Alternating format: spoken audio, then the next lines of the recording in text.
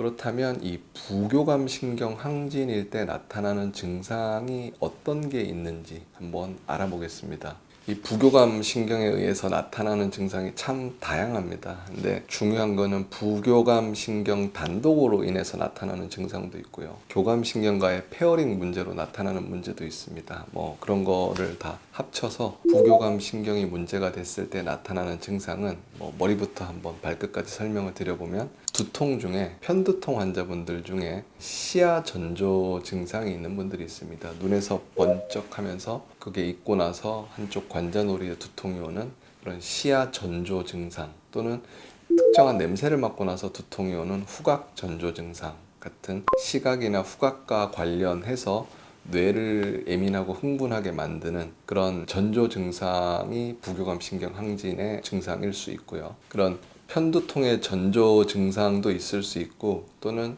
어지럽거나 메스껍거나 또는 앉았다 일어날 때 어지러운 기립성 저혈압이나 미주신경 실신 같은 것도 부교감 신경 항진에 의한 대표적인 증상입니다. 그리고 이 목 어깨 통증도 부교감 신경 항진에서 나타날 수 있습니다. 중요한 포인트 중에 하나가 목도 어깨도 긴장되고 경직되고 아픈데, 이게 교감신경의 문제인 경우도 있고 부교감신경 문제인 경우도 있습니다. 이 교감신경의 문제인 경우는 보통 힘을 내가 많이 줍니다. 경직이 되고 뻣뻣하고, 이런 경우가 교감신경에 의한 목 어깨 통증에 해당하고, 이 부교감신경에 의한 통증은 힘을 주진 않지만 무기력합니다. 근육에 힘이 하나도 없으면, 근육이 약하고 힘이 없고 무기력해도 통증이 생길 수 있습니다. 흔히 우리가 운동을 하지 않으면 몸이 여기저기 아프다라는 분들, 그러니까 근육이 탄력이 떨어지고 무기력해지면서 오는 목 어깨 통증, 이런 경우가 부교감신경 항진에 의한 통증인데, 교감신경 항진에 의한 통증, 부교감신경 항진에 의한 통증 같이 있는 분들도 많습니다. 물론 또 따로 있는 분들도 있고, 그래서 이런 경우에 대해서 증상을 바탕으로 어떤 문제인가에 따라서 치료가 좀 달라질 수 있고요. 그리고 일반적으로 가슴이 두근거리거나 호흡이 시원치 않다, 이런 경우도 교감신경 항진에 의해서 많이 나타나는 증상이긴 하지만, 아까 말씀드렸던 교감, 부교감 사이의 페어링의 문제 때문에 이런 두근거림이나 호흡 불편감도 나타날 수 있습니다. 그리고 부교감신경 항진에 의한 다른 증상 중에 이 위장관 증상도 많이 있는데요. 일반적으로 위장이 경직되고 굳어버리는, 긴장이 되고 경직이 되고 굳어버리고 변비가 생기고, 이런 증상들은 교감신경 항진에 의한 경우가 많고요. 부교감신경이 문제가 되면 위장에서 나타나는 현상은 이 위장도 무기력해집니다. 그래서 위무력증, 위하수라는 진단도 있는데, 위장이 잘 움직이지 않는 느낌이 나거나 소화 효소가 분비가 잘 안 되거나, 또는 흡수가 잘 안 돼서 설사가 생기거나, 이런 증상이 생길 수 있습니다. 그래서 소화불량 같은 경우는 교감신경도 관여하고 부교감신경도 관여하기 때문에, 이 목 어깨 통증처럼 소화불량도 교감을 치료해야 되냐 부교감을 치료해야 되냐가 아니라 둘 다 증상에 맞춰서 좀 치료가 필요할 수 있습니다. 그리고 이 팔, 다리로 보면 부교감신경 항진이 되어 있는 분들은 기립성 저혈압이나 미주신경 실신처럼 혈관의 탄성도가 떨어져서 혈액순환 장애가 있습니다. 그래서 그런 분들이 많이 호소하시는 증상이 팔, 다리로 혈액순환이 안 되는 것 같다, 수족냉증이 있다, 또는 저리다, 이런 표현도 많이 하십니다. 그래서 부교감신경 항진에서 나타나는 증상을 머리부터 발끝까지 한번 알아봤는데, 결국 부교감신경의 항진의 다양한 증상들이 때로는 교감신경 항진에서도 나타나는 경우가 있습니다. 교감신경 항진이 우세한 사람들에서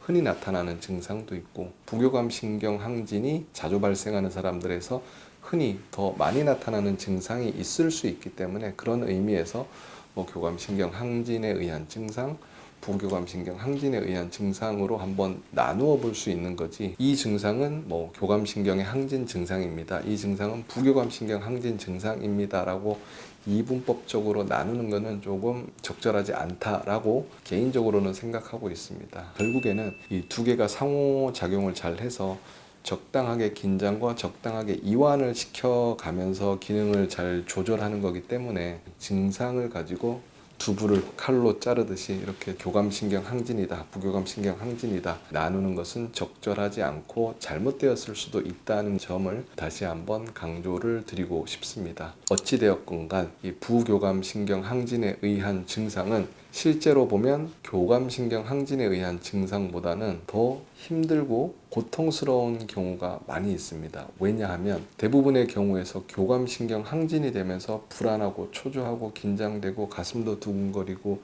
머리도 멍하고 소화불량도 있는 증상들이 만성화되다 보면 번아웃이 되면서 부교감신경 항진이 되면서 비슷한 증상들이 다시 또 나타나게 되는 경우는 증상의 불편감이 지속 시간도 길고 회복력이 떨어집니다.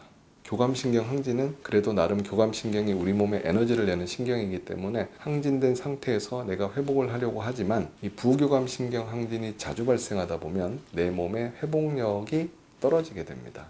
그래서 더 고통스럽고 힘든 경우가 더 많이 있는 것 같고요. 그래서 실제로 자율신경 기능 검사를 했을 때 이 교감신경 항진보다 부교감신경 항진인 경우가 만성 지속되는 증상 그리고 더 힘들어하는 분들이 많이 있는 게 이런 이유 때문일 수 있다고 생각을 하고 있습니다. 그리고 유튜브 댓글이나 환자분들이 주시는 질문 중에 부교감신경 항진을 방치를 하면 어떻게 되냐라는 내용이 있었습니다. 이 부교감신경 항진은 말씀을 드렸듯이 뭔가 혈액 순환이 안 되는 그런 상황을 많이 유발을 합니다. 그래서 수족 냉증이라든지 혈액순환 장애라든지 그런 증상이 생길 수 있는데 그런 혈액순환 장애는 여러 가지 질환의 원인이 될 수가 있습니다. 예를 들면 심혈관, 뇌혈관 질환에서도 혈관이 터지는 것은 주로 교감신경의 문제로 잘 오지만 혈관이 막히는 심혈관 같은 경우는 협심증이나 심근경색 또는 뇌혈관 같은 경우는 뇌경색 그리고 그런 혈관들이 각종 장기로 가야 되는 경우는 혈액순환 장애로 인해서 혈류 저하가 오면 장기 기능이 떨어질 수 있기 때문에 여러 가지 다양한 증상이 나타날 수 있는데요. 쉬운 예로 탈모도 나타날 수 있고요.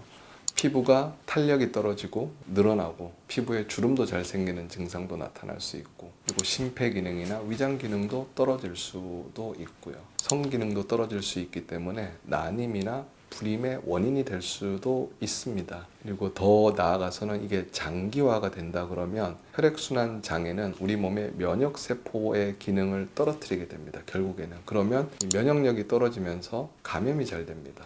예를 들면 감기도 자주 걸리고 코로나도 잘 걸리고 코로나 후유증도 심하고 감기로 끝나지 않고 폐렴으로 가거나 또는 피부나 몸 신체 여러 부위에 이런 감염성 염증성 질환도 잘 생기게 되고 그러다 보니 대상포진 백신 접종을 했는데도 불구하고 대상포진이 걸린다거나 면역력을 저하시키는 정도까지 이어질 수 있기 때문에 이 부교감 신경이 지속적으로 항진이 되어 있는 경우는 이런 혈액순환 장애, 면역력 저하가 몸 전체적인 건강에 악영향을 줄 수 있기 때문에 교감신경 항진에 의한 증상도 물론 해롭지만 부교감신경 항진이 너무 지속이 되는 것도 혈액순환이나 면역력 문제에 악영향을 줄 수 있다. 이런 거를 좀 설명을 드리고 싶습니다.